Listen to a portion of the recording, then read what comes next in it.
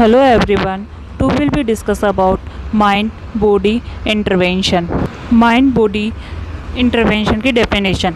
Mind body intervention focus on the interaction among the brain, mind, body and behavior with the intent to use the mind to affect physically functioning and promote health. Meditation technique include specific posture, focus, attention और open attitude toward distraction.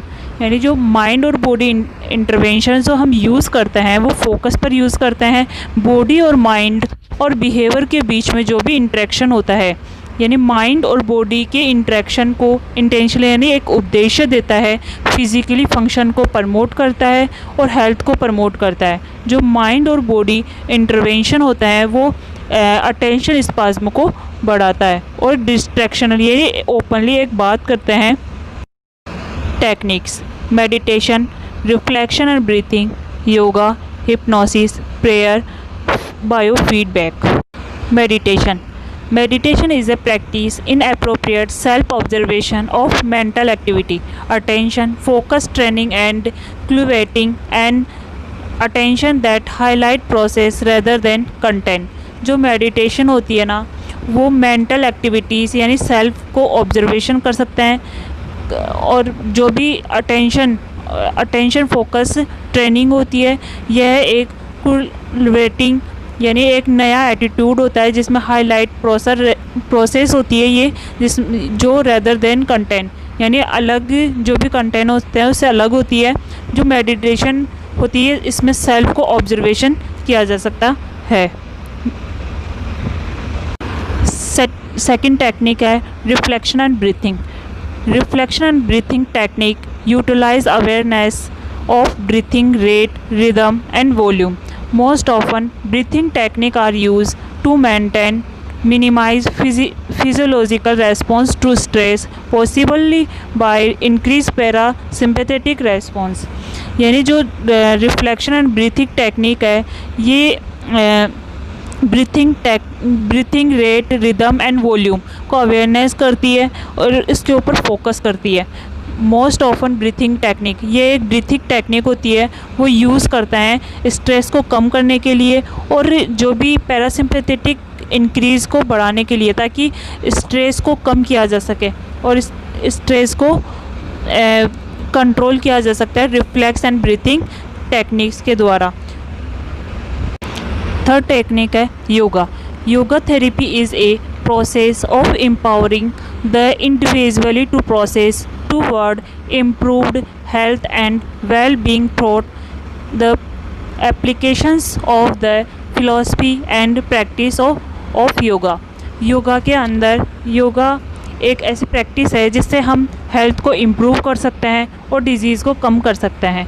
जो भी philosophy यानी ये एक well being applications है जिसकी practice से हम यानी योगा से हम अपनी हेल्थ को इम्प्रूव कर सकते हैं और अपनी डिजीज़ को कंट्रोल कर सकते हैं योगा के through.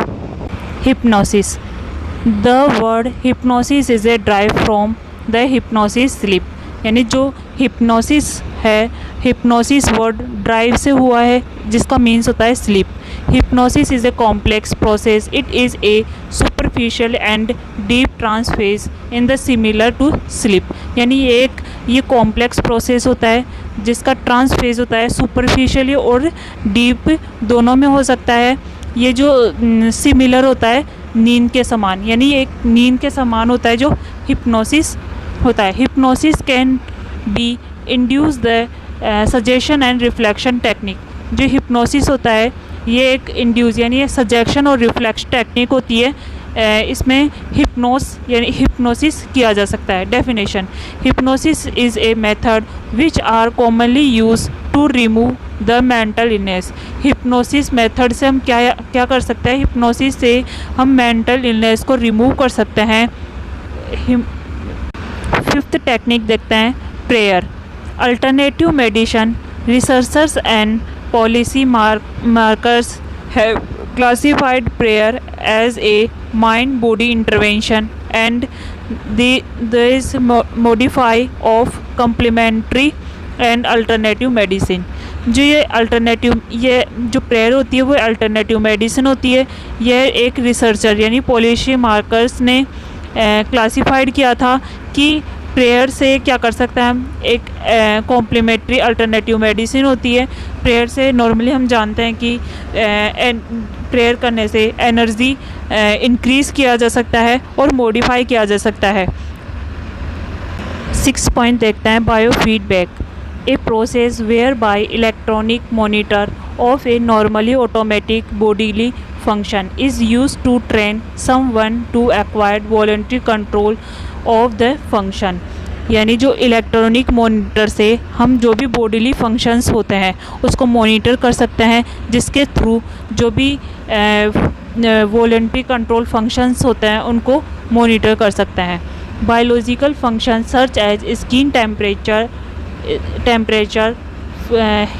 Heart rate, sweat gland activity and brain wave activity are the commonly measured and used in similar way to help people learn to control their physical function। यानी जो भी बायोलॉजिकल फंक्शंस है, skin temperature है, heart rate, sweat gland activity और brain की जो भी activity है उसको कॉमनली हम मेज़र कर सकते हैं। किसके थ्रू? इलेक्ट्रॉनिक मॉनिटर के थ्रू। जो भी सिमिलर हेल्प्स यानी जो भी फिजिकल फंक्शंस है उनको कंट्रोल कर सकते हैं। इंडिकेशन, माइग्रेन, हेडेक हो सकता है, stress, back pain, neck pain, high blood pressure, muscular dysfunction और हाइपरटेंशन। इनको मेडिकेशन से हम या योगा से हम दूर कर सकते हैं, कम कर सकते हैं। Thank you. 6 टेक्निक देखते हैं बायोफीडबैक, ए प्रोसेस वेयर